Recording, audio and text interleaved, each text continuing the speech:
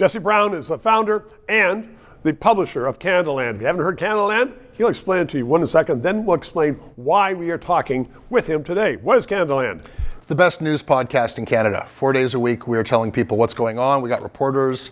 We are completely independent. We're doing analysis, investigation, and we're giving it to you in a way that you can't find anywhere else. And you had some big hits that would not have been there but for you. In other words, it would have been on the front page of the Toronto Star about Ghomeshi. I think that the news has got to stay a scoop-based business, so that's why we're always looking for the story nobody else has. The We Charity scandal, that was one of our stories. We're always looking for stories that would otherwise go unreported.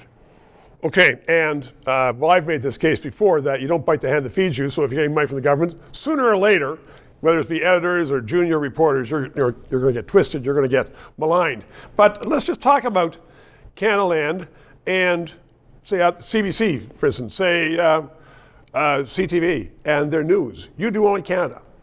Yeah, and I think a pretty disturbing trend we're seeing lately is that even the dwindling number of reporters we have in Canada, the dwindling number of news shows we have in Canada from those big broadcasters, they are increasingly interested in the grotesque carnival from Trump more than they are their own country. So if you look at the CBC's daily news... Wait a second, are you saying our Prime Minister is not as interesting as Trump?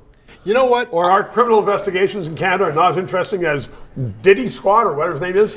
That is absolutely what the numbers tell you, but it becomes a self-fulfilling prophecy, right? Right. Canadian politics have never been more interesting. Whether or not we maintain our sovereignty is now in question. This is the most fascinating time in Canada's history.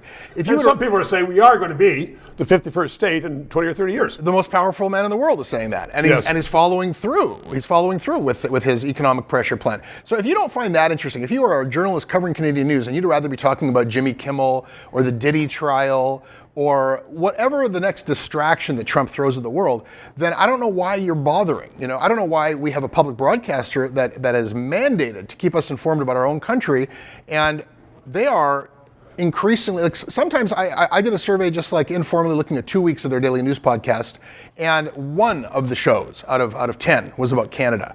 All we talk about in Canadaland is Canada. 1 out of 10 on the CBC? On the CBC. That's astonishing. Okay, so I always do a plea to keep us on the air. Please subscribe, become a member, send in money. On my show, you can do a plea. How do you survive? It's very generous of you.